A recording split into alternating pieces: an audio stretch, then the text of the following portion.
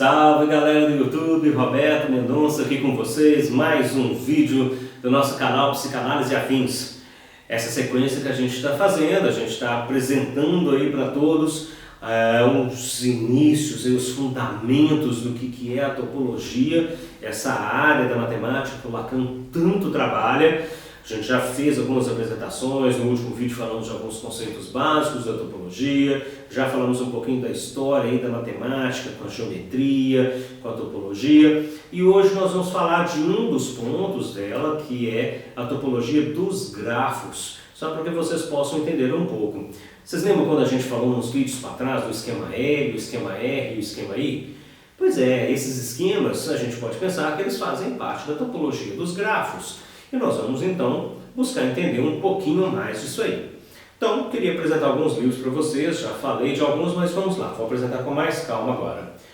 O que a gente vai falar hoje está aqui, nesse livro, Escritos, de Jacques Lacan. Vai estar num texto muito bacana que chama O Seminário da Carta Roubada, não é assim que a gente conhece esse texto. Um texto em que o Lacan discute um conto do Edgar Allan Poe, e a gente vai ter ali algo muito interessante que a gente vai fazer aqui hoje. Falei também desse aqui, Topologia Elementar, do Mário Tomei, ótimo livro, esse bem mais matemático. Pablo Amster, Notas Matemáticas para ler Lacan, ótimo, ótimo, ótimo. Na verdade, a versão brasileira é a junção de dois, do volume 1 e do volume 2, em espanhol. No último vídeo nós usamos os elementos do Euclides, hoje não vamos usá-los. Mas outro ótimo, Ensaio sobre a Topologia Lacaniana, do Marc Darmon. Muito, muito bom esse livro, uma pena ser tão difícil de se encontrar atualmente. E queria também mostrar esse pequeno caderno, o caderno número 5 da galera aqui do Aleph, Escola de Psicanálise, aqui em Belo Horizonte, pessoal pelo qual eu tenho muito carinho, que é a escrita de Jacques Lacan, matemas, esquemas, gráfico, a lógica e a topologia. Muito bacana, ótimos textos, uma apresentação muito interessante, além de um brinde fantástico, essas pequenas tábuas. E nós vamos ter aqui vários desenhos, os esquemas e tal, muito bom para a gente poder consultar quando estiver precisando, no momento de aperto. Como que é? Tá tudo ali. Entenderam? Então vamos lá. Vou apresentar então um pouquinho desse esquema aí dos grafos. Para isso vamos entender como é que isso surgiu. Vamos entender então essa questão dos grafos. Para isso vamos ver de onde que isso surgiu, a origem dessa história. Tá. A origem dessa história é uma solução topológica apresentada por um matemático que chama Euler, a gente escreve Euler, né? Que é um problema apresentado por uma grande questão que existia, que era o problema das 7 pontes de Königsberg. Königsberg é uma cidade antiga, tá, do território da Prússia, né, fazia parte do território da Prússia até 1945, atualmente se chama Kaliningrado. Essa cidade tem algumas curiosidades, por exemplo, essa cidade de Immanuel Kant. Immanuel Kant viveu nessa cidade o tempo inteiro, por isso que a gente costuma chamar Kant de o filósofo de Königsberg, né? E essa cidade, fantástica, né, por ter nascido e vivido nesse grande filósofo, tem um rio, que é o rio Prególia, e esse rio, dentro da cidade, ele tem 2 ilhas.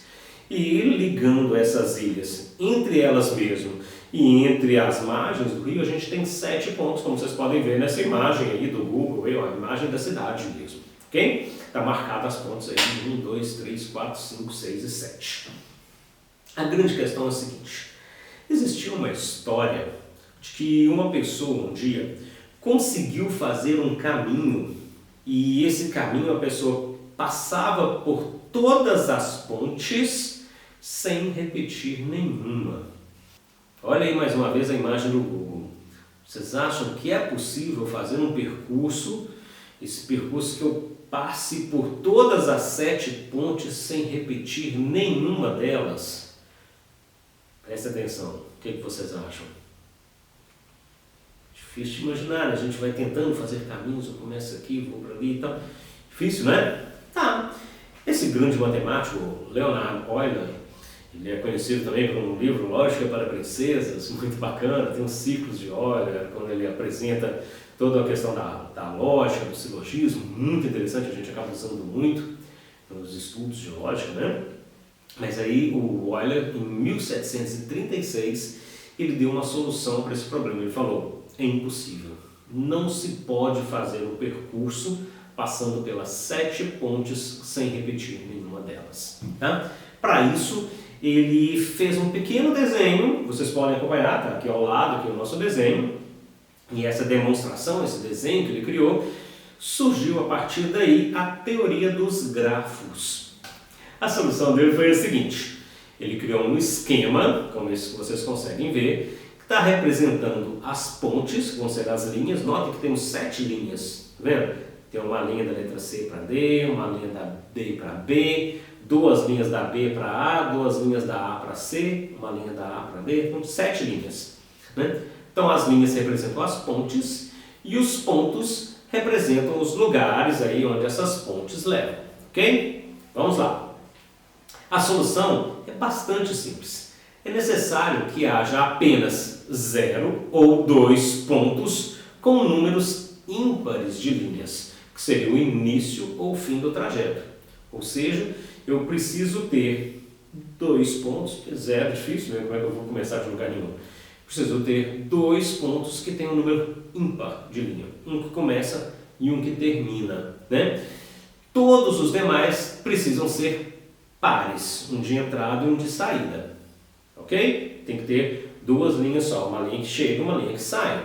Né? E um deles, né? Ou melhor, e 2 deles, um de entrada e um de saída, precisam ter números pares, 2 pontos. Qualquer outra possibilidade é impossível. E como a gente consegue ver aí no desenho, presta atenção mais uma vez, a gente consegue ver que todos os pontos têm 3 linhas, exceto o ponto A. O ponto A tem 5 linhas. Okay? Sendo que todos os pontos então são ímpares, o trajeto é impraticável. É impossível que eu siga um caminho passando pelas 7 pontes.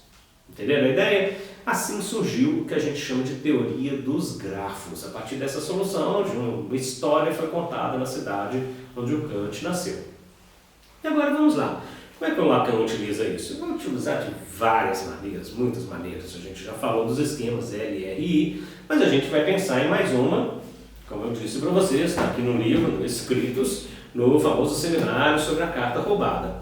Lá a gente vai ter um desenhozinho muito legal, a gente vai chegar nele daqui a pouco, mas o Lacan vai fazer isso com um pequeno jogo, tá? Vamos lá, vamos entender como é que isso funciona. Ele está, nesse texto, ele está comentando aquele famoso Fordar freudiano, não sei se vocês lembram dessa história do Fordar, né? A criancinha lá que joga o carretel, o netinho do Freud joga o carretel, né? Foi, né? Aí ele puxa o carretel de novo, dá, aí, né? Você foi, voltou, aquele brinquedo da criança. E o Lacan então vai apresentar essa presença, o dar e a ausência, for, né? De um jeito muito simples, com um mais ou com um menos, ok? Simples. E aí vai constituir uma série simbólica utilizando os algarismos de 1 a 3. Algarismos 1, 2, 3. Para isso, então, o Lacan propõe o seguinte. Vamos imaginar, eu vou colocando aqui do lado para vocês entenderem. Vamos imaginar que as sequências simétricas serão representadas pelos algarismos ímpares. Ou seja, sequências simétricas. Se eu tenho mais, e o menos, tá vendo que elas são simétricas, são exatamente os mesmos números? Esses aí, o mais e o menos, vão ser representados pelo algarismo 1.